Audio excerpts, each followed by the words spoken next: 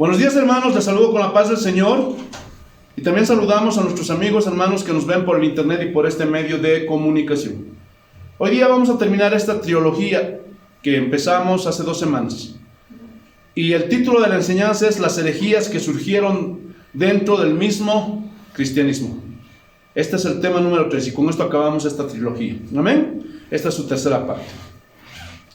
Vamos a abrir nuestras Biblias en Hechos capítulo 20, versículo 30. Hechos capítulo 20, versículo 30.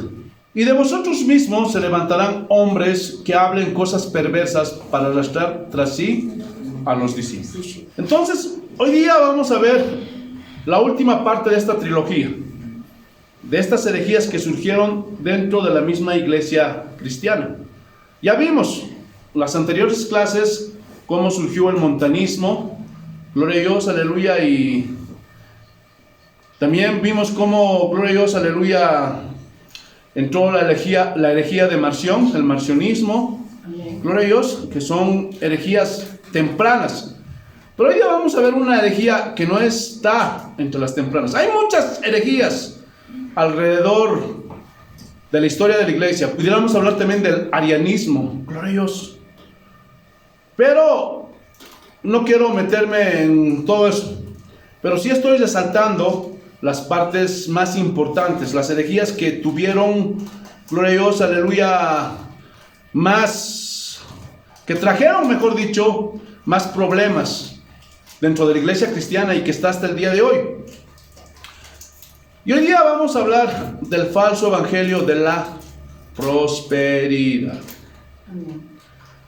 Lastimosamente, hermanos, esto se ha acuñado en el corazón de los cristianos, que quieren prosperar, quieren ser ricos, no quieren sufrir, no quieren enfermarse y quieren tener estabilidad económica y quieren que en todo les vaya bien. Y eso vende, eso llama. Pero mira lo que dice Mateo, capítulo 16, versículo 24. Mateo capítulo 16, versículo 24.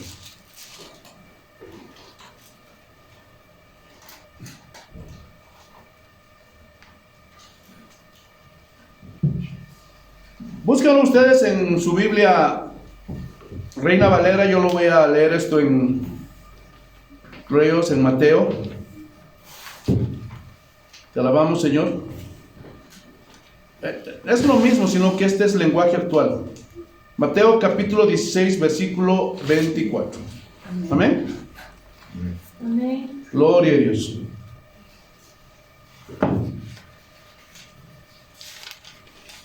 Así dice el Señor. Luego Jesús les dijo a sus discípulos: si ustedes quieren ser mis discípulos, ¿cuántos quieren ser discípulos de Jesús? Amén. Escuchen. Tienen que olvidarse de hacer su propia voluntad. Y eso no vende, eso no gusta. Ese es el requisito. No tienen que salir las cosas como tú quieres. ¿Qué más dice? Tienen que estar dispuestos a cargar su cruz y hacer lo que yo les diga. Entonces, este evangelio de la prosperidad, gloria a Dios, aleluya, ha torcido la voluntad de Dios, los mandatos del Señor Jesús.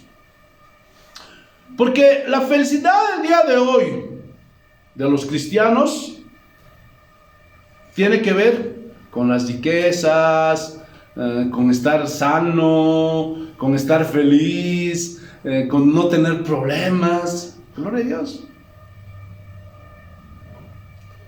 Pero, ¿eso será verdad? Vayamos a Lucas, capítulo 12, versículo 15. Lucas, capítulo 12, versículo 15. Miren lo que dice el Señor. Y les dijo: mirad y guardaos de toda avaricia, porque la vida del hombre no consiste en la abundancia de los bienes que posee. Y vamos a leer este mismo texto en La Biblia, del lenguaje actual, es muy importante, hermanos. Esto enriquece su conocimiento porque van a poder entender mejor. Lucas capítulo 12, versículo 15. Luego miró Jesús a los que estaban allí y les dijo: no vivan siempre con el deseo de tener más y más. No por ser dueños de muchas cosas se vive una vida larga y feliz. Entonces, gloria a Dios, aleluya, hoy día han desviado, gloria a Dios, el corazón de los discípulos a las riquezas, al bienestar personal, y dicen no hay que sufrir, pero no consiste en eso, hermanos, la verdadera felicidad. Hermano, tu vida no depende, hermano, de cuánto dinero te tengas. Tu felicidad depende de Dios. Si sabes lo que estás haciendo en este mundo. Pero esos hombres son infelices, ¿saben por qué? Porque tienen su mirada solamente en este mundo, tienen una vista corta. Y solamente miran a su alrededor y no están mirando más allá. Hermanos, y lastimosamente todo esto ha invadido a toda la iglesia. Sean pentecostales, sean bautistas, sean del movimiento misionero mundial, sean de la UCE, sean de las asambleas de Dios. Dios ha inundado estos pensamientos a toda la iglesia de Dios. Y los pastores de estas iglesias prometen una prosperidad económica y aseguran que todo esto se logra por tener el pensamiento positivo y declararlo con nuestras palabras, la confesión positiva. Hermanos, los templos de estos pastores del falso evangelio de la prosperidad se los puede confundir con auditorios de empresas multinacionales.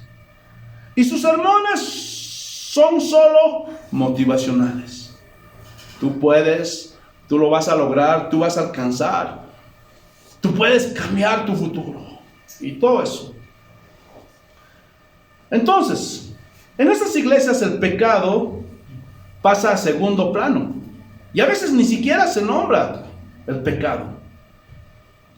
Y Jesús, o mejor dicho, y hacen ver a Jesús como si fuera el genio de la lámpara o Papá Noel, que le puedes pedir cualquier cosa y él está obligado a responderte. Eso ya se les ha acuñado a los cristianos, ¿no? Señor, tú tienes que responderme sí o sí. Entonces, hermanos, gloria a Dios, aleluya, esto está invadiendo la iglesia cristiana. Pero, ¿qué dice la Biblia respecto a todo esto? Abramos nuestras Biblias en Mateo capítulo 6, versículos 19, y lo vamos a leer hasta el 21. Mateo capítulo 6, versículo 19. Miren lo que dice. Háganse tesoros en la tierra. ¿Así dice? Aquí es imperativo. No os hagáis tesoros en la tierra. No os hagáis. Donde la polilla y el orín corrompen y donde ladrones minan y hurtan. Porque todo el tiempo que tú vas a dedicar a hacer riquezas, a amontonar, un día, hermano, no se va a quedar en nada. Y cualquier momento puede venir un ladrón, ¿sí o no?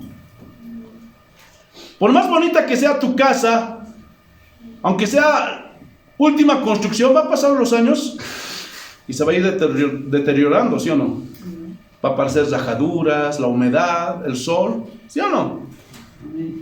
Las casas de hace unos 50 años atrás que aparecieron aquí en la ciudad de Oruro, hermanos, inclusive les dieron un premio. Pero ahora tú miras esas casas, ¿cómo son? ¿Ah? Basura. Porque las nuevas construcciones, las nuevas edificaciones son mejores. Ya ni siquiera toman en cuenta esas construcciones de hace 50 años. Pero la persona que lo construyó hace unos 50 años tal vez sigue viva y está abuelito, está viejito, ancianito, o tal vez está muerto. Todo pasa. Esos hombres que se jactan por sus construcciones, vamos a verlos de aquí unos 50 años. Bueno, los que podemos, vamos a verlos, pero los que no, seguramente van a estar diciendo así como yo les estoy diciendo ahora. Hace 50 años esta era una de las casas más preciosas de esta ciudad, pero ahora mira estas edificaciones. ¡Wow! ¿Están entendiendo? Amén. Y aquí está diciendo en imperativo, si no hacéis tesoros en el cielo. ¿Cómo hacemos tesoros en el cielo? Ahorita lo vamos a decir. Donde ni la polilla ni el orín corrompen, y donde ladrones no minan ni hurtan. Es el lugar más seguro. Ahora el versículo 21, en la traducción actual, vamos a volver a Mateo capítulo 6. Yo lo voy a leer, ustedes sigan en sus Reinas Valeras, por favor. Capítulo 6, versículo 21. Aquí está más claro. ¿Y cómo podemos hacer tesoros en el cielo? Miren lo que dice. Recuerden que la verdadera riqueza consiste en obedecer de todo corazón a Dios. Esa es la verdadera riqueza. Esa es la forma en que tú puedes hacerte rico. Gloria a Dios. Y estás haciendo tesoros allá en el cielo. Cuando tú obedeces de todo tu corazón a Dios. Amén. Gloria a Dios. Cuando tú vas a venir a la iglesia, lo haces de todo tu corazón. Y no esperas la hora de la prédica para llegar. Y ese día no te importa ni tu esposa, ni tus hijos, ni nada. Ahora, con eso no estoy diciendo que las vayas a abandonar, no. Pero tienes que entender que hay una prioridad, hay un orden en tu vida. Si tú eres un verdadero cristiano, tú entiendes que el domingo es para tu Señor. Y si quieres bañarte, báñate el sábado. Levántate temprano, si no 6 de la mañana. Pero tú sabes tu orden de prioridades. Pero si tú vienes así como medio obligado, no estás haciéndolo de todo corazón. Dios no recibe ese tipo de adoración. Ya muchas veces os los he explicado. Si tú vas a una fiesta y alguien viene y por poco no te bota el plato, tú dices, ¿para qué vine aquí? De mala gana. Me están atendiendo, me hacen sentir mal. Y así hay muchos de ustedes, hermanos. Y algo está pasando con todos ustedes. 12 del mediodía, 12 menos cuarto, 12 menos 10 están llegando, hermanos. Y eso habla de que tú no amas a Dios de todo corazón, hermanos. No le sirves de todo corazón. No le obedeces de todo corazón. Reflexiona en tus caminos. ¿Qué está pasando contigo? ¿O has perdido tu primer amor? Gloria a Dios. Hay una prioridad. No estoy diciendo con eso que trates mal a tu esposa, a tus hijos. Pero tú, como varón, aún como esposa, aún como hijo, tienes que hacerle entender. Papi, mami, si eres hijo, para mí el domingo es el día del Señor. Discúlpame, yo no te voy a esperar. Yo me voy a preparar, me voy a levantar. Yo tengo que estar 10:30 en punto en la iglesia. Y 10:30, hermanos, lo hacemos aquí en la ciudad porque es frío. Porque si estuviéramos en Cochabamba o en Santa Cruz, yo tuviera mi culto 8 en punto de la mañana. Pero aquí por el frío, es una ciudad frígida, altiplánica, es 10:30. Pero llegan al mediodía, hermanos. ¿Qué está pasando con ustedes? Es una verdadera vergüenza, hermanos. Y hoy día no hay trabajo, no me digas que clase, nada de esas cosas. Entre semana te entiendo, porque tienes que trabajar, tienes responsabilidad, tienes que hacer tu tarea, muchas cosas, pero en domingo. Entonces, es así como se hace tesoros en el cielo. Cuando obedeces de todo tu corazón al Señor. ¿Están entendiendo? Amén. Gloria a Dios. Y esta palabra corazón viene del griego cardia y significa el asiento de los deseos. Y aquí están los sentimientos, los afectos, las pasiones, los impulsos. Y corazón es un sinónimo de mente. Es lo más profundo. O sea, ahí se ve cuánto realmente amas a Dios. ¿Te desesperas por Dios? ¿Te desesperas por estar en su presencia? ¿Estás viendo la hora para venir a la casa del Señor, para orar, para cantar, para alabarte, para gozar? ¿Ah? Entonces, ¿qué hay en tu corazón, hermano? Por aquí están los deseos, por ellos, los sentimientos, los afectos. Entonces, claramente puedes ver cuánto amas a Dios. Gloria a Dios. Gloria a Dios. Ahora vamos a ver a qué conclusión llegó Jesús respecto a las riquezas. Ahí mismo en Mateo capítulo 6, versículo 24. Miren, y aquí está de una forma nuevamente en imperativo. Ninguno puede servir a dos señores. ¿Y ninguno qué significa? ¿Tal vez uno? ¿Alguien? ¿Ah? ¿Ah? Nadie. Porque hay cristianos que se quieren pasar de vivos. No, yo no sería así, pastor. Si a mí Dios me diera platita, uy, pastor, no, yo no. No hay uno que pueda servir a Dios y a las que no hay. Ninguno puede servir a dos señores. Porque aborrecerá al uno y amará al otro, o estimará al uno y menospreciará al otro. No podéis servir a Dios y a las riquezas. Ahora, ¿eso significa que los ricos se van a ir al infierno? No. ¿De qué está hablando esto? Si en tu mente solamente piensas en enriquecerte, cada día tu mente, quiero ser rico, ¿cómo puedo obtener más dinero? ¿Cómo puedo obtener más plata? Y tú forzas para ser rico, o para hacerte rico, estás forzando las cosas, entonces estás en pecado. Ahora, si Dios te quiere bendecir, hermano, y aquellas personas que han sido realmente bendecidas por Dios, no es que andaban detrás del dinero, no es que andaban pensando qué hacer para obtener más dinero, por favor. Dios los bendijo de una forma sobrenatural. Va a haber personas a las que Dios bendiga, sí, pero no es la prioridad del cristianismo. Nuestra prioridad es servir a Dios, solamente a Él, de todo nuestro corazón. Nuestro tiempo, nuestros pensamientos tienen que ser dirigidos a Él. Y después las cosas secundarias, hermanos. Y esto mismo se lo encargó a Pablo. Pablo ratificó lo que Jesús dijo. Yo lo voy a leer en la Biblia del lenguaje actual. Primera de Timoteo, ustedes también pueden leerlo en la Reina Valera. Primera de Timoteo, capítulo 6, versículos 3 al 10. Es necesario, hermanos, para que ustedes entiendan desde la perspectiva de Dios cuál es su voluntad respecto al dinero, a las riquezas. Miren lo que dice.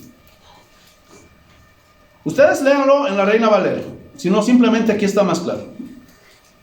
Y aquí Pablo le está encargando al joven pastor Timoteo: a los miembros de la iglesia y a sus líderes, enséñales a que deben obedecer lo que te voy a decir. Eso está en imperativo. Si alguno enseña algo que no va de acuerdo con las enseñanzas de nuestro Señor Jesucristo, ni con la verdad, ni con la verdadera religión cristiana, es un orgulloso que no sabe nada y que tiene la mala costumbre de discutir sobre el significado de ciertas palabras. Con esto solo causa envidias, enojos, insultos y desconfianza. Entonces aquí Pablo está aclarando que aquellos que enseñan cosas que nacen de su corazón, filosofías humanas, pensamientos humanos, y que no está de acuerdo con las palabras del Señor Jesucristo, porque aquí está ratificando lo que Jesús dijo en Mateo, que nadie puede servir a dos señores. Entonces, también está diciendo que tiene que ser de acuerdo a la ortodoxia cristiana, o sea, a la correcta doctrina cristiana. Y dice que aquellos que no explican, que no enseñan así, son orgullosos. Y Dios está lejos de los orgullosos. Y no conocen la verdad de esos hombres. Gloria a Dios. Y por palabras están peleando, están discutiendo. No por defender la Biblia, no por defender la sana doctrina. Hoy día, ¿por qué son las peleas dentro de la iglesia, hermanos?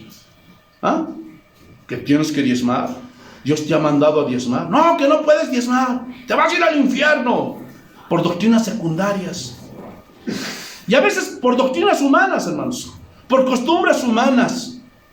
Que nada tienen que ver con la palabra de Dios. ¿Y esos causan qué? divisiones, peleas. ¿Entre quiénes? Entre los cristianos, entre su iglesia, ¿sí o no? ¿Qué más dice? Y peleas en todo momento. Los que hacen eso no son capaces de pensar bien, ni conocen la verdad. Piensan que por medio de la religión pueden ganar mucho dinero. Y así hay muchos pastores que piensan que el cristianismo es una fuente de negocio para prosperar, para ser ricos, para hacer dinero. Y muchos pastores alrededor del mundo están viendo a las ovejas como mercadería. Se están enriqueciendo porque piensan que para eso es el evangelio, porque ya les han metido eso a la mente, que el pastor tiene que ser próspero, tiene que sacar dinero, tiene que abusar de la gente, tiene que tener un buen auto, una buena casa, viajes en las mejores aerolíneas, ir por todo el mundo a los mejores hoteles, a los mejores resorts. Eso se ha metido, hermanos, dentro de la iglesia. Y aquí dice, por supuesto, la religión cristiana hace que nuestra vida sea mucho mejor. Teniendo riquezas, haciéndonos ricos, miren lo que dice la segunda parte. Pero solo cuando uno está contento con lo que tiene. Amén. Muchos cristianos no están contentos dentro del cristianismo, ¿saben por qué? Porque no aceptan su condición. No te conformes con lo que tienes. Tienes una casa, tienes que tener dos. Pide autos, buenas cuentas bancarias. Por eso son infelices, así como en el mundo. ¿Por qué en el mundo son infelices? Porque no tienen lo que quieren. Porque quieren riquezas, quieren casas, quieren autos, quieren cuentas bancarias. Y dentro del cristianismo pasa lo mismo. Pero aquellos que dicen, Señor, yo acepto tu voluntad, gracias. No me falta el pan nuestro de cada día. Tengo una casita donde vivir. Tengo mi alimento. Tú cubres mis necesidades. Estoy feliz, estoy contento. Esa es la verdadera felicidad. Pero si tú no te vas a satisfacer con lo que tienes, entonces estás perdido. Vas a andar triste toda la vida. Porque vas a estar mirando, mira ese hermano cómo tiene su auto Hilux 2022. Mira cómo tiene su Hammer, su WM. Mira. Siempre te vas a sentir infeliz. Y así hay muchos infelices dentro de la iglesia. ¿Sí o no? Nunca van a ser felices. Porque siempre están mirando el dinero. Y aquí aclara, mira en versículo 7. Tienes que estar contento con lo que tienes. Porque cuando nacimos no trajimos nada al mundo. Y cuando muramos tampoco podremos llevar nada. Nada vamos a llevar, hermanos.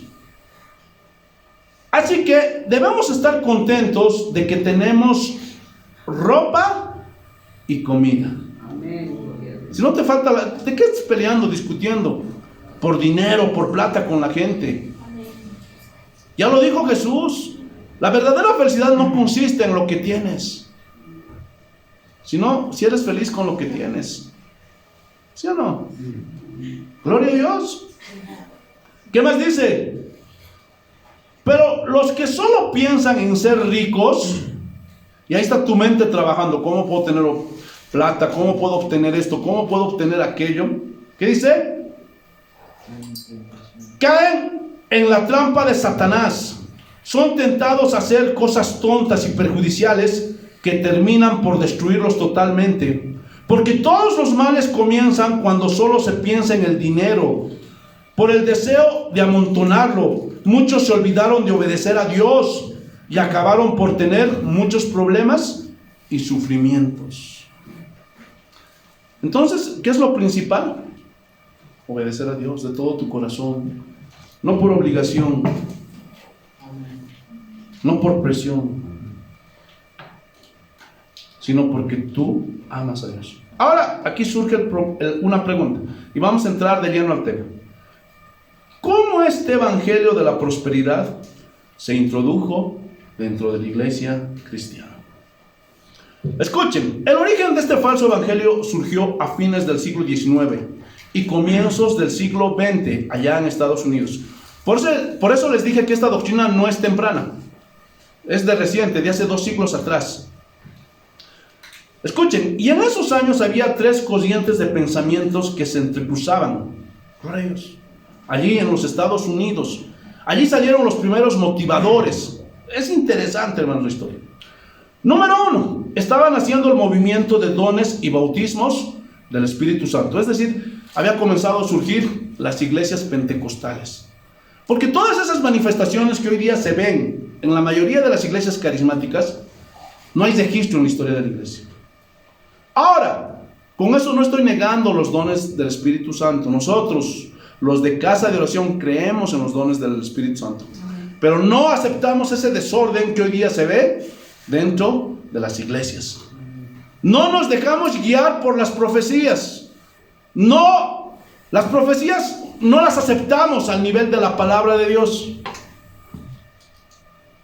La palabra de Dios está por encima de cualquier de esas cosas.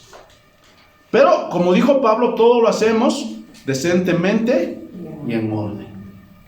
Pero ahí surgió, en el siglo XIX y XX, en esos tiempos. El segundo pensamiento que surgió, gloria a Dios, es el pensamiento, el nuevo pensamiento. ¿Qué es el nuevo pensamiento? Lo vamos a ver más adelante. Y la tercera corriente era una cultura del pragmatismo y esfuerzo individual. Ahí comenzaban a decirte, tú puedes, no te rindas, tú lo vas a lograr. Y a esto yo le llamo la autosuficiencia.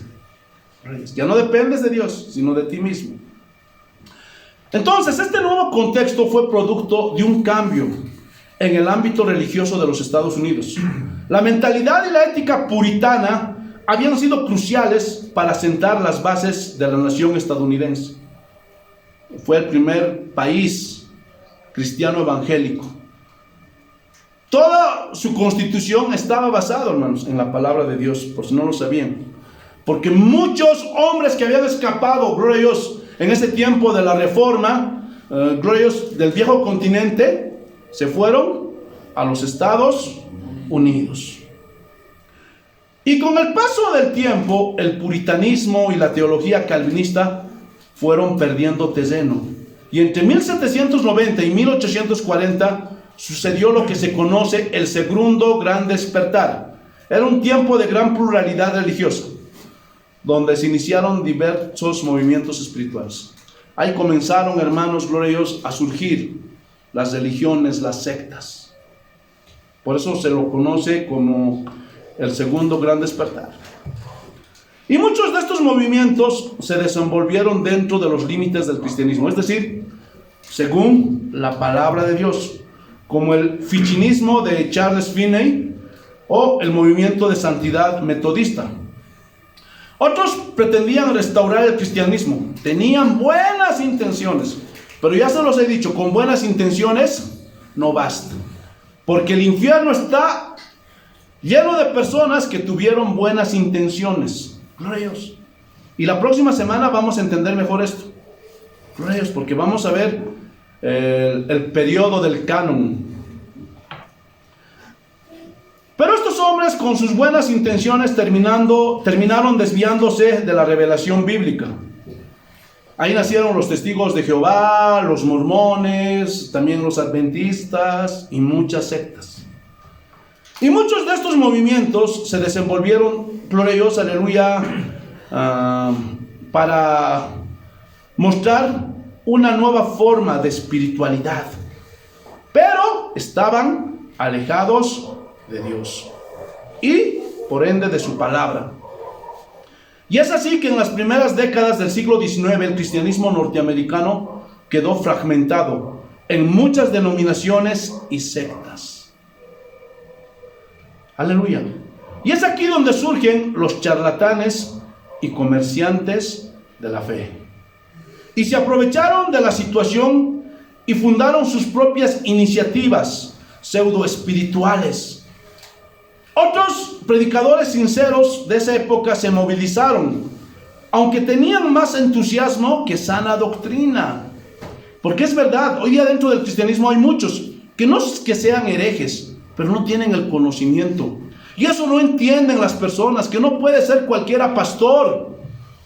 Aquel que tenga un genuino llamado para predicar la palabra de Dios, ¿sabes cuál va a ser el primer rasgo?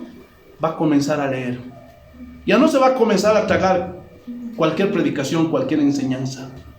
Porque no solamente es la emoción, no solamente es que, gloria a Dios, tengas buenas intenciones. Tienes que prepararte.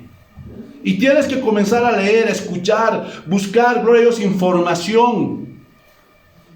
¿Por qué? Porque tienes una responsabilidad de guiar a las personas hacia Cristo. ¿Están entendiendo? Amén. Gloria a Dios. Entonces, esta pluralidad religiosa facilitó la proliferación de diversas experiencias espirituales. Y la gran mayoría eran solo un fraude.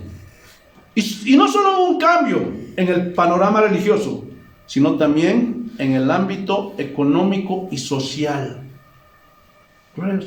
Después de la Segunda Guerra Civil allá en los Estados Unidos, aleluya, se vino la era dorada del crecimiento. Gloriosa, allá en los Estados Unidos.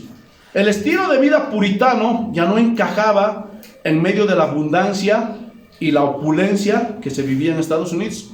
¿Por qué esos años se llamaron dorados? Porque ahí comenzó lo que se conoce en la historia como la fiebre del oro que ocurrió allá en Estados Unidos. ¿Se acuerdan o no? Entonces esta joven nación crecía a grandes pasos. ¿Por qué? Porque tenían una nueva forma de pensar y por ende una nueva forma de religión. ¿Para ellos? La filosofía trascendental surgió en estos años de prosperidad. Esta filosofía la creó el filósofo prusiano Immanuel Kant en el siglo XVIII. Y sus rasgos primarios de esta filosofía fueron la supremacía del mundo espiritual sobre el mundo material y la centralidad del individuo como sujeto libre y capaz de dominar el mundo. Y todo esto porque según ellos tenían a Dios en su interior. Esta filosofía se hizo popular en versiones más simplificadas como el nuevo pensamiento. Eso es el nuevo pensamiento, que alimentó la creencia de deificar, divinizar al hombre. Y deificar significa el hecho de que una idea o creencia o individuo ha sido elevado a un estado divino. O sea, el hombre es como un Dios. Y esto está más allá de los límites de cualquier conocimiento posible. Y esto exaltó al hombre estadounidense como un semidios, capaz de dominar el mundo con su carácter y espiritualidad judeo-cristiana. Esto fundó una nueva antropología, una nueva manera de entender, gloria a Dios, al hombre en sus capacidades naturales. Y este nuevo hombre, gloria a Dios, vuelvo a repetir, es un semidios. Bueno, según ellos, y poderoso por naturaleza. O sea, lo malo lo recibimos cuando nacemos, pero eso no dice la Biblia. Este hombre ya no estaba atado por el pecado, ya no necesitaba una salvación que venga de afuera o de arriba. Es decir, este nuevo hombre americano no era un hombre que necesitaba de nadie. Este hombre era autosuficiente. En otras palabras, el hombre era una divinidad en potencia. Eso es lo que decía el nuevo pensamiento. Y ese hombre debía acceder a ese poder viéndose a sí mismo. Yo puedo, nada me puede detener, yo lo puedo lograr, yo lo puedo alcanzar, nada me puede frenar. Ahí nacieron los primeros, gloria a Dios, motivadores. Pero era deber de este hombre dominar su ser interior y hacer uso de su capacidad mental y espiritual para así modificar el mundo material. Ellos decían que podemos modificar el mundo material. Decláralo, confiésalo. Y este nuevo pensamiento ponía un énfasis en la capacidad individual de cada hombre o del individuo. Y sus palabras con poder para crear cosas de la nada. Y esto lo torcieron de Hebreos capítulo 11, versículo 3. Vayamos a Hebreos capítulo 11, versículo 3. A mí también me lo enseñó un pastor de aquí de esta ciudad de Oruro, cuando yo estaba comenzando como cristiano. Miren lo que dice: por la fe entendemos haber sido constituido el universo por la palabra de Dios, de modo que lo que se ve fue hecho de lo que no se veía. Entonces nosotros somos hijos de Dios, nosotros podemos hacer realidad todas estas cosas. Simplemente con nuestra palabra podemos traer las cosas a la realidad. Y en muy poco tiempo este pensamiento penetró entre los hombres de Estados Unidos y en todas las áreas de la vida. Ahí surgieron los primeros motivadores, gloria a Dios. Y las familias estadounidenses de ese tiempo les decían: tú puedes lograrlo, no te detengas, no hay nada que te pueda detener, tú lo vas a alcanzar, mírate a ti mismo, tú no eres un gatito, eres un león. Gloria a Dios. En sus trabajos, tú puedes surgir, ahorita estás como empleado, pero puedes llegar a ser gerente, tú lo puedes lograr, mírate con el otro, ¿qué diferentes son? No hay ninguna diferencia, lo pueden lograr. Ahí nació todo esto, hermanos.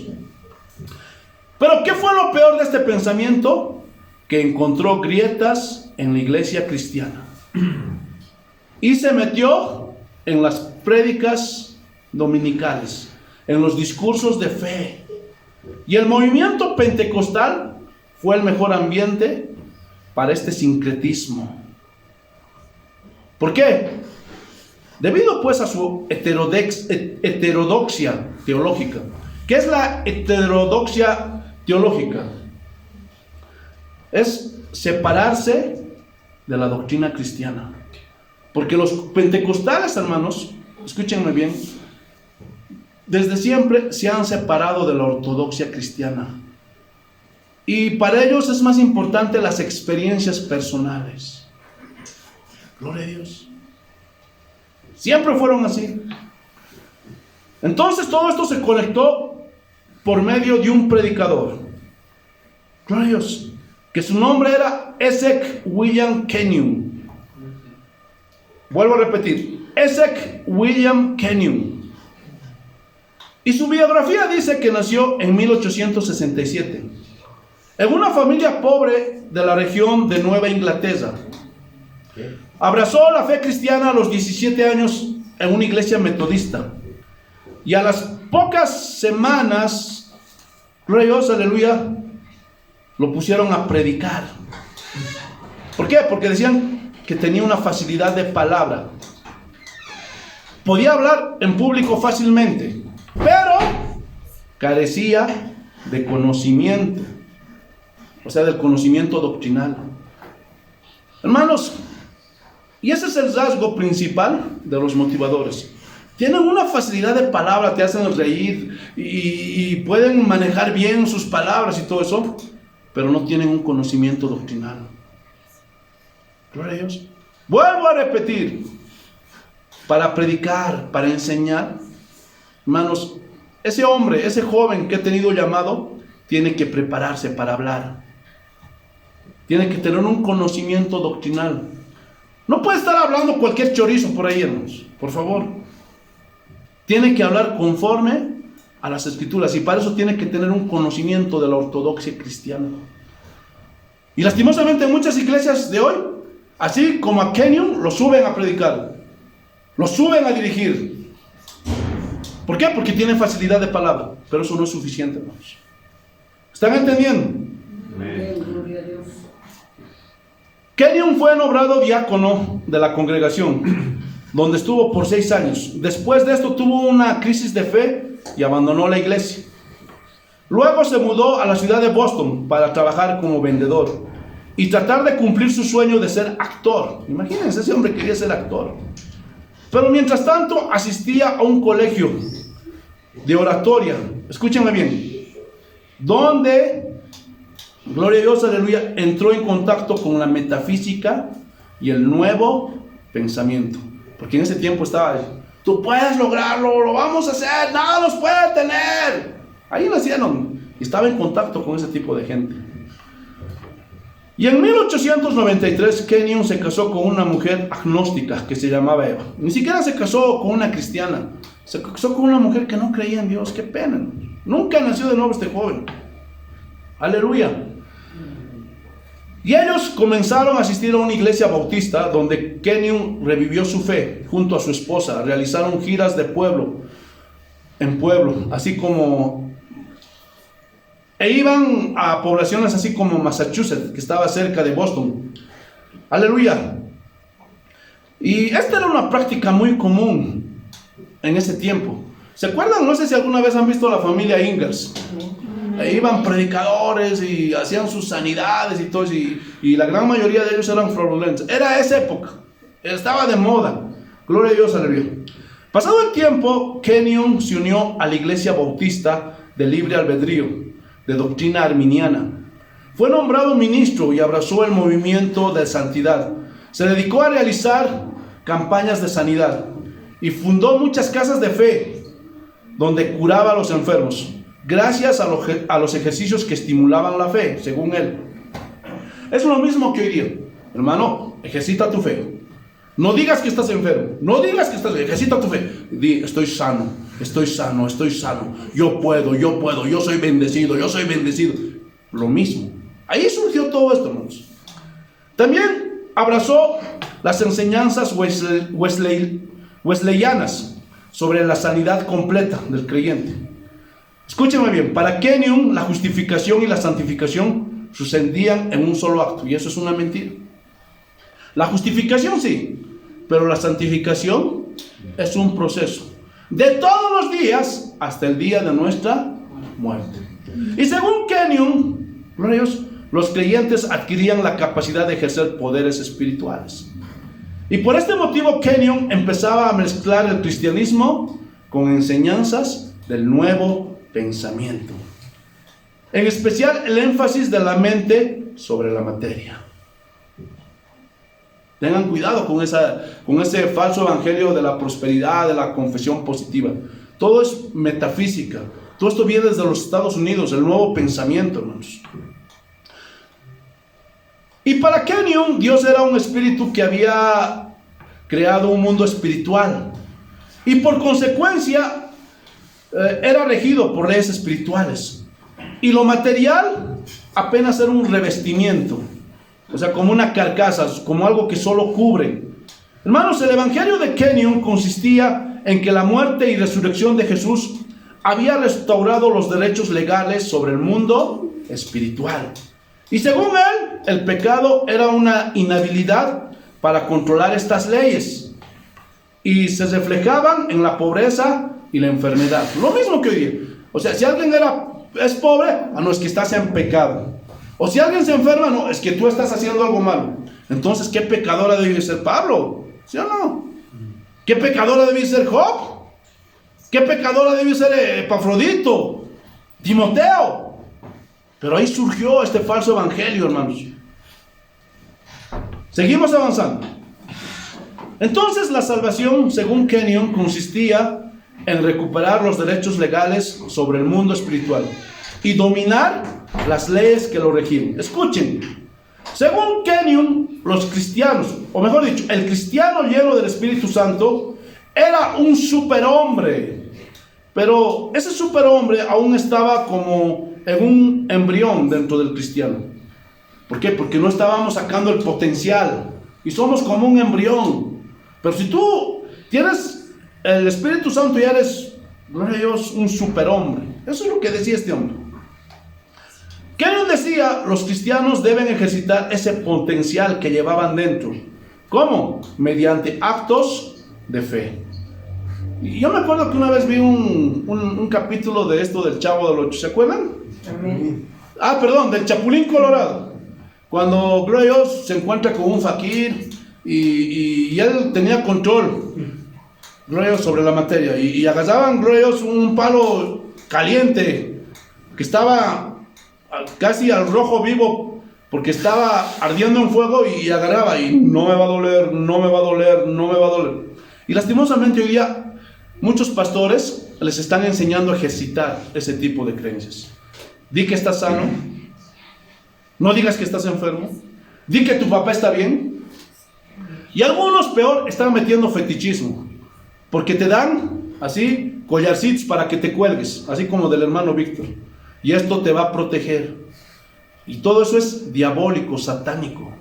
Y llévate este pañito, llévate este pañito. Tu esposo es borracho, ese pañito ponlo debajo de su almohada para que cambie. Si tú eres un drogadicto, lleva este pañito y ponlo, frota su cuerpo para que él se sane. Pero ¿sabes qué vas a lograr? Que se endemonie más. Porque eso no es el cristianismo. El cristianismo es una total confianza en Dios. Y solamente le creemos a Él. Gloria a Dios. Todo eso es fetichismo que nació, que surgió aquí, con este hombre Kenyon. ¿Están entendiendo? Amén. Te alabamos, Señor. Amén. Amén. Entonces, decía este Kenyon que debían ejercitar los cristianos actos de fe. Y decía que los cristianos debían vivir su fe aún en contra de sus sentidos. Aleluya. Es decir, debían aprender a ver las verdades espirituales ocultas para desatar la fuerza que gobierna el universo. Todo esto es metafísica, todo esto surge del nuevo pensamiento. Todo esto es diabólico, hermanos, que nada tiene que ver con la palabra de Dios. Y Kenyon, como todos los falsos maestros de la prosperidad, se respaldaban en el primer capítulo de Génesis y el primer capítulo de Juan, donde dice que en el principio era el verbo y el verbo era con Dios y el verbo era Dios, o sea, la palabra. Entonces, él para predicar sacaba estos textos y él le daba una importancia a la palabra hablada. Tienes que hablar porque hay poder en tus palabras. ¿Dónde he escuchado esa voz? En la gran mayoría de iglesias, ¿sí o no? Aleluya. Entonces, para los cristianos, decía Kenyon, esto debe ser el patrón de vida. Y la palabra hablada está por encima de la palabra escrita, o sea, de la revelación bíblica. Puras aberraciones y puras herejías que decía este hombre. Y estas palabras, escuchen bien, y estas palabras de Kenyon eran similares a las palabras del nuevo pensamiento. Y aunque cambian el contenido, hermanos, el método es el mismo. La confesión positiva, o mejor dicho, a la confesión positiva Kenyon le llamaba la palabra de fe. Y todo esto surge porque Kenyon quiso mezclar el evangelio con el nuevo pensamiento. Y así nació esta herejía que fue y es una gran influencia hasta el día de hoy dentro del cristianismo. Y eso es lo que te enseñan. No declares, no digas, porque hay poder en las palabras. Tú estás trayendo del mundo espiritual maldición para ti cuando tú dices que estás enfermo. Todo esto surgió ahí, por este hombre llamado Kenyon. Y este Kenyon, hermanos, hizo que madure estas enseñanzas de la palabra de fe. Y en las últimas décadas de su ministerio, cuando se trasladó al estado de Washington, entonces podemos ver la gran similitud de la doctrina de Kenyon y el nuevo pensamiento. ¿Ustedes alguna vez han escuchado hablar a los motivadores? ¿Le han escuchado hablar a este Kenji, a este... ¿Y ustedes le escuchan hablar? Parece predicador, ¿sí o no? Y te habla de la familia bonito y ¡wow! ¡Qué pastor! Solo falta que le digan eso. Pero todo esto viene de aquí, todo esto surge de aquí. Tengan mucho cuidado, hermanos. Entonces había una gran similitud entre la doctrina de Kenyon y el nuevo pensamiento. Y podemos ver que esta herejía de Kenyon y el nuevo pensamiento es de una misma fuente, pero que nada tiene que ver con las Escrituras. Y ambos movimientos se nutrieron de esta herejía que había surgido de exaltar al hombre americano y no a Dios. Y según el nuevo pensamiento, es el hombre un semidios con capacidades espirituales para dominar el mundo material. ¿No ellos? Me acuerda Pinky a Cerebro. ¿Qué vamos a hacer esta noche? Vamos a conquistar el mundo. ¿Sí o no? Llegó al punto, hermanos, de que este hombre lo convirtió en algo natural y que tiene sentido común. Sí, yo soy hijo de Dios, soy hijo del rey. ¿Están entendiendo? Y se hizo pero tan popular en los años de riqueza económica allá en los Estados Unidos. O sea, este pensamiento, nuevo pensamiento.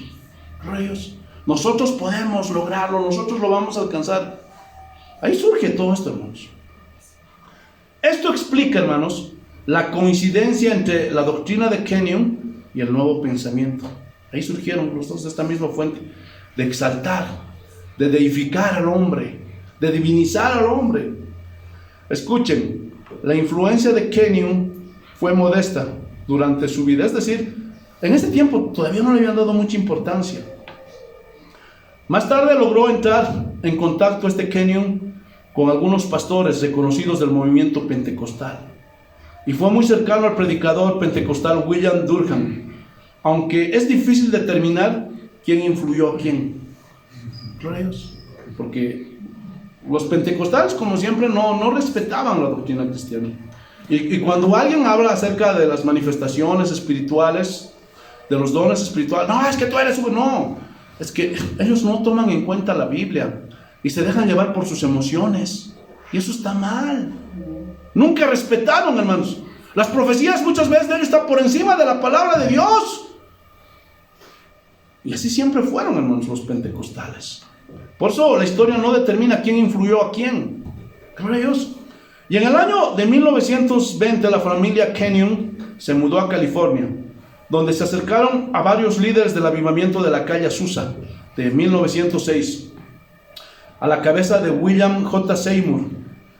Y esto ocurrió en Los Ángeles, California. Aleluya. Y las asambleas, y las asambleas de Dios quiso ordenar a Kenyon como ministro, pero por razones que se desconocen, nunca lo ordenaron como ministro. ¿Qué pasó? No sabemos. Kenyon también se relacionó con figuras como Aimee McPherson, fundadora de la Iglesia Cuadrangular, John G. Lake, el fundador de los Cuartos de Sanidad, y F. Bosworth, uno de los fundadores de las Asambleas de Dios, y que luego fue líder de la Alianza Cristiana y Misionera. Escúchenme bien. El pentecostalismo ha sido desde su origen un movimiento diverso y descentralizado que ha permitido la convivencia de diversas teologías. O sea, los pentecostalistas en toda su historia nunca respetaron la ortodoxia cristiana. Siempre fueron llevados por diversas doctrinas. Escuchen, las enseñanzas de Kenyon tuvieron muy poco impacto a sus inicios y casi nadie hacía caso. Pero escuchen, pero poco a poco fue penetrando dentro del movimiento carismático, o sea, dentro de los pentecostales. Kenyon murió en el año 1948 y no vio, o mejor dicho, y no vivió para ver cómo los nuevos líderes pentecostales retomaron sus enseñanzas luego, gloria a Dios, de la Segunda Guerra Mundial. Ahí surgieron muchos teleevangelistas que ganaron renombre por sus sermones y también por sus sanaciones. Y todos ellos copiando a Kenyon. Y estos nuevos predicadores de la posguerra fueron los que esparcieron el falso evangelio de la prosperidad y la confesión positiva como un mecanismo para poner en acción las leyes espirituales. para así modificar el mundo material, la salud y la economía. Y los que sobresalieron son, escuchen bien, Benny Hinn, Marjoe Gortner, Ronald Howard Brown, Kenneth Hagin, Kenneth Copeland, Joel Austin. Y estos hombres norteamericanos han influenciado en los pastores latinos. Como por ejemplo, vamos a dar algunos nombres: Cash Luna, Guillermo Maldonado, Marcos Witt, Dante Gebel, Ana Méndez, Ana de Maldonado, y pudiera dar una lista más grande. Pero estos son los que más sobresalen. Ahora, esto quiero que quede bien claro. Aunque Kenyon no fue el que inició el Evangelio de la Prosperidad, pero sí creó la teología que lo hizo posible. Porque muchos dicen que Kenyon, no. Pero él, con su teología, hizo posible que este Evangelio de la Prosperidad sea una realidad. Este Evangelio falso fue la grieta por donde se introdujo el discurso de la felicidad barata y materialista dentro del cristianismo. Y me estoy refiriendo a la prosperidad y a la confesión positiva. Ahí nació todo esto, hermanos. Durante sus inicios, las controversias pentecostales giraban en torno a la santidad y el bautismo del Espíritu Santo. O sea, estamos hablando de los pentecostales o los carismáticos. Antes de la Segunda Guerra Mundial, ellos estaban enfocados en la santidad. Amén, eso está bueno. Pero dieron un sobreénfasis al bautismo del Espíritu Santo y a la vigencia de los dones del Espíritu Santo. Siempre fueron así. Entonces los que defendían la sana doctrina decían: no, hermanitos, no está bien lo que ustedes están haciendo, todo eso es alboroto, todo eso es desorden. Ya, pero todavía eso pasaba con 3:6.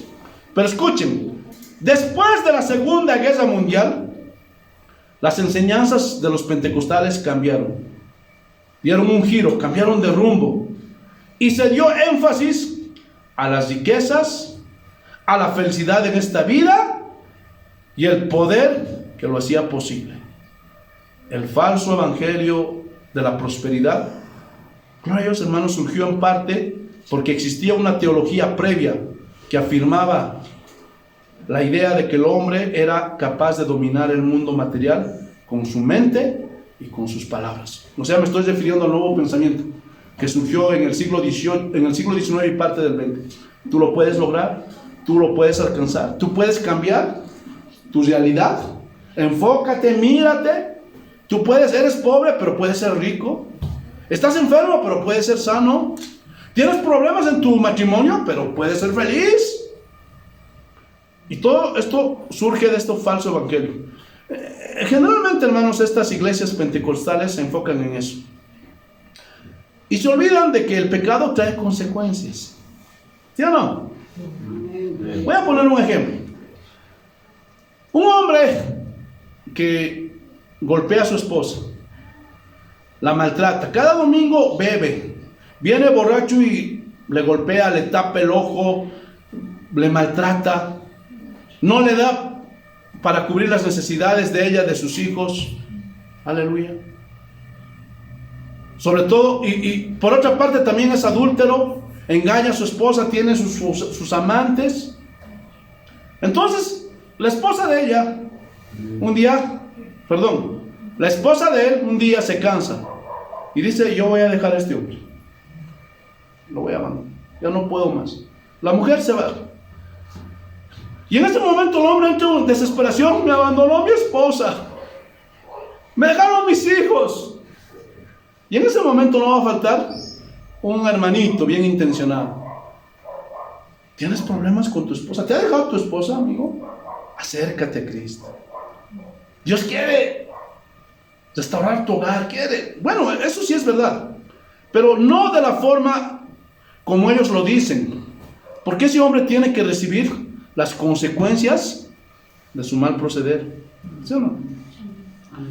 Para que ese hombre le vuelva a conquistar, vuelva a ganar el amor, la confianza de su esposa, de sus hijos, tal vez pase años. Y ellos piensan que es como una brujería, con un chasquido de dedos, ¡cha! Ya la esposa vuelve, los hijitos, todo. Eso es mentira. Porque todo lo que el hombre sembrare, eso cosechará. Ya se los he dicho a muchos de ustedes. No piensen que Dios tiene hijos preferidos, que va a fomentarlos en sus pecados, en las cosas pasadas. Muchos de ustedes hasta ahora mismo están pagando las consecuencias de sus malas decisiones. ¿Eso significa que Dios no los perdonó? ¿Ah? ¿Eso significa que Dios no quiere hacerlos felices? Sino que simplemente, así como dijo David: Señor, mis maldades me han alcanzado. Y es así, hermanos, no es como tener una varita mágica o un chasquido de dedos y se solucionan los problemas. No. Y cuando no les enseñas esto, el hombre asiste unas semanas porque escucha: campaña para la felicidad de la familia, güey. Y ahora, Señor, haz que vuelva mi esposa, haz que vuelvan mis hijos, por favor. Ni siquiera le dicen que se arrepienta a ese hombre. Deja la borrachera, deja a tus amantes, sea un hombre fiel. Ni siquiera le dicen nada de eso, sino simplemente dicen: ven, Dios va a restaurar tu matrimonio. Y como si fuera brujería. Pero todo eso es mentira. Gloria a Dios. Lo primero que Dios te va a decir, si tú realmente quieres cambiar tu vida y quieres alguna solución para tu familia, Dios te va a decir: arrepiéntete. Porque si no te has arrepentido, Dios no va a escuchar tus oraciones. Ya te lo he dicho. Dios no escucha la oración de los pecadores. Está ahí en Juan capítulo 6. Léanlo. Pero si tú te arrepientes de todo corazón, así como el publicano, Dios te va a perdonar. Y tú le vas a decir: Señor, me arrepiento, maltrataba a mi esposa, la golpeaba, adulteraba, maltrataba a mis hijos. Amén. Dios va a escuchar su oración, sí, pero va a ser un proceso. No va a ser con un chasquido de dedos. Y pasados los años, tal vez 2, 3, 4 años, la mujer te perdone y vuelve, pero tal vez también no. Porque eso está en la soberana voluntad de Dios, ¿sí o no? Porque lo que hiciste, tienes que cosechar. Entonces no se crean todas esas mentiras que hoy día muchos pastores están usando para atraer a las personas. Eso es un engaño, hermanos. Gloria a Dios. Y todo esto surgió aquí, hermanos. Aleluya. Entonces muchos les hacen creer que con nuestras palabras podemos conquistar o dominar el mundo material. No digas negativo, no confieses negativo. No hables así, no. Puras payasadas, pura brujería. Pero vamos a suponer que todo esto es cierto. Escúchame bien, vamos a suponer. Ay, espero que mis contradictores no estén sacando esta parte nomás, hermano. Y después me estén diciendo: ay, dice ese pastor que eso es posible. No. Vamos a suponer que esto fuera posible. Si existiera un superhombre así, que puede traer a la realidad las cosas con su mente, con sus palabras, yo les pregunto: entonces, ¿para qué necesita Dios? Si yo hago lo que se me da mi gana, si digo quiero auto, ven auto, digo quiero sanidad, bien, ¿para qué necesito a Dios? ¿Ah? Hermanos, este es un falso evangelio, porque agrede la soberanía de Dios, agrede la voluntad soberana de Dios. Y todo esto surgió de este hombre llamado Kenyon. Escuchen, el nuevo pensamiento se convirtió en el evangelio de la prosperidad, en el evangelio de la confesión positiva. Y todo esto gracias a la teología de Kenyon, porque hizo un énfasis desmedido en el bienestar de las personas. Tú eres hijo de Dios, tú no puedes ser pobre, tú no puedes sufrir, tú tienes que ser rico porque eres hijo del rey. También este evangelio dio un sobreénfasis en las capacidades del individuo. Tú lo puedes lograr. Tú eres un león. Tú vas a conquistar las naciones. Y ¿han visto esas iglesias donde los motivan? Y parecen los actores de esa película de William Wallace, Corazón Valiente. Y todos así: lo vamos a lograr. Y todos bien acelerados, hermano. Sí, lo vamos a lograr. Pero todo esto es un falso evangelio que ha dado un sobreénfasis, vuelvo a repetir, en el bienestar de las personas y en las capacidades del individuo. Y todo esto agrede la soberanía de Dios. Ya para terminar, abramos nuestras Biblias en Romanos capítulo 8. versículo 28. Ustedes léanlo en la Reina Valera, yo lo voy a leer en la traducción actual. Romanos. Capítulo 8, versículo 28. Aquí está más claro. Miren lo que dice. Sabemos que Dios va preparando todo para el bien de los que le aman. Es decir, de los que ha llamado de acuerdo a su plan.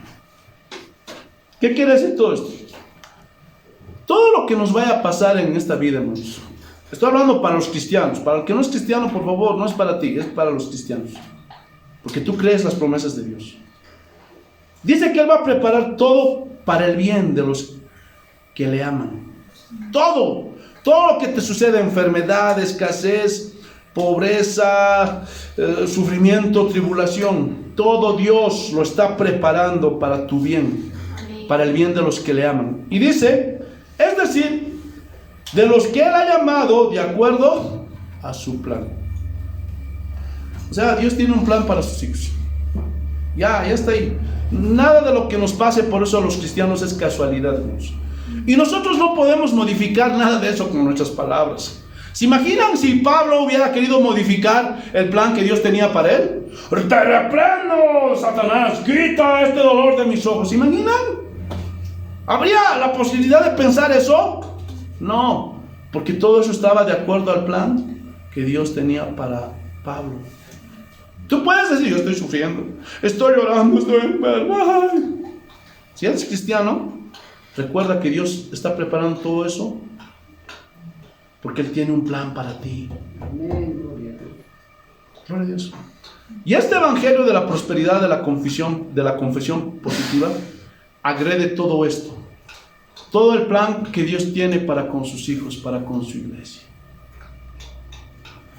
Y ha dado un sobreénfasis al hombre, lo ha deificado, y a las capacidades de los hombres. Y eso de alguna forma los hace autosuficientes. Pero ¿qué dice la Biblia? En Mateo capítulo 5, bienaventurados los pobres de espíritu. Aquellos que no somos autosuficientes, aquellos que venimos a Dios y reconocemos, Señor, yo soy un mendigo, Señor, y sin ti no puedo nada, Señor. ¿Agrede o no agrede? Gloria a Dios, a la palabra de Dios esta doctrina. Amén. Tengan mucho cuidado. Ya no se dejen engañar. Por eso se los dije, cuando salgamos de esta serie, ustedes estarán bien entendidos de lo que sí es doctrina fundamental y de lo que no es doctrina. Es pensamientos de hombres, mandamientos de hombres, que nada tienen que ver con la palabra de Dios. ¿Entendieron, hermanos? Amén. Espero que sí.